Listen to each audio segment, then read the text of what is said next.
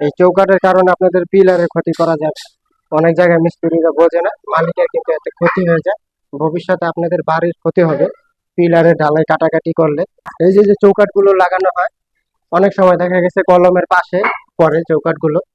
তো কলমের পাশে যদি চৌকাঠ পড়ে, অবশ্যই আপনাদের এরকম 5 ইঞ্চি গাঁথনি করে দিতে হবে। 5 ইঞ্চি বা 3 ইঞ্চি গাঁথনি করে দিতে হবে। কলমের পাশে গাঁথনি করে তারপরে আপনাদের চৌকাঠ গুলো ফিটিং করতে হবে। অনেক জায়গায় দেখা গেছে, ঠিক আছে, মিস্ত্রিরা জানে না, কিছু বোঝে না, কলমে আঘাত করে, কলম কাটাকাটি করে। আপনারা অবশ্যই এরকম গাঁথনি করে দিলে আর পিলারে আঘাত করতে হবে না। এবং কি, ক্যালাম্বার পাওয়া যায়, সেই ফেলাট বার দিয়ে আপনারা লাগাইতে পারেন। ঠিক আছে, রটের একটি ফেলাট বার পাওয়া যায়, সেই ফেলাট বার দিয়ে আপনারা এই চৌকাঠ গুলো লাগাইতে পারেন, বা এরকম আপনারা গাঁথনি করে দিবেন। কারণ এই চৌকাঠের কারণে আপনাদের পিলারের ক্ষতি করা যাবে।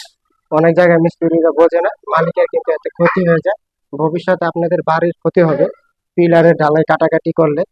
তো এরকম 5 ইঞ্চি গাঁথনি করে দেওয়ার চেষ্টা করবেন আপনাদের বাড়িতে। এখানে দেখেন কলমের পাশে কি সুন্দর 5 ইঞ্চি গাঁথনি করা হয়েছে, করে তারপর হচ্ছে যে আপনার এই চৌকাঠটা ফিটিং করা হয়েছে।